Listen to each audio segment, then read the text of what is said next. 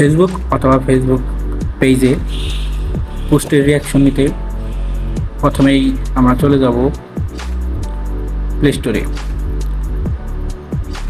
Play স্টোরে প্রবেশ করব। প্লে স্টোরে আসার পর আমরা উপরে সার্চ করব ডিজে লাইকার। সার্চ দেওয়ার পর প্রথমে যেটা আসবে এই ওয়েবসাইটে আমরা প্রবেশ করবো। আমার যেহেতু ইনস্টল করা আছে যেহেতু আমার এখানে ওপেন লেখা, যাদের ইনস্টল করা নেই তারাও ইনস্টল করবেন।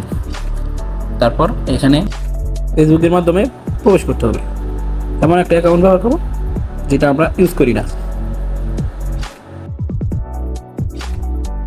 এখানে মোবাইল নম্বর অথবা ইমেইল আর পাসওয়ার্ড দিয়ে আমরা লগ ইন করবো।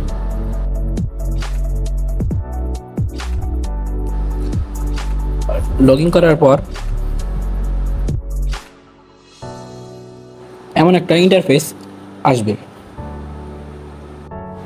তারপর আমরা ক্লিক করব এক্সচেঞ্জ রিয়াকশন, এখানে ক্লিক করব। একটু লোডিং নিয়ে এরকম একটা ইন্টারফেস আসবে। এখন আমাদের প্রয়োজন হবে পোস্টের লিঙ্কটা, যে পোস্টে আমরা রিয়াক্ট নিতে চাই। তার জন্য আমরা এখন চলে যাব ফেসবুকে।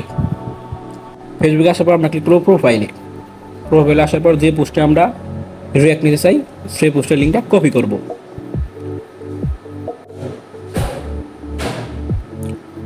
কপি করা হয়ে গেলে আমরা এখন চলে যাব ডিজে লাইকার অ্যাপসে। ডিজে লাইকার অ্যাপসে আসার পর একটু লোডিং নেবে।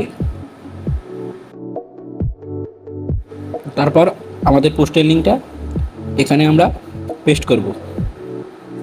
তারপর কোন রিয়াকশন নিতে চাই সেটা সিলেক্ট করব। তারপর ভেরিফাই ক্লিক করব। এখানে মোটরসাইকেল বলছে, আমরা মোটরসাইকেলগুলো ক্লিক করব। নেক্সট ভেরিফাই করব। এখন আমরা সাবমিটে ক্লিক করব। এখানে একটু সময় করতে হবে।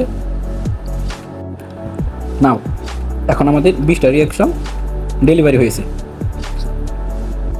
তারপর আমরা ফেসবুকে প্রবেশ করব। তারপর প্রোফাইলে ক্লিক করব। তারপর আমরা রিফ্রেশ করব একটাবার।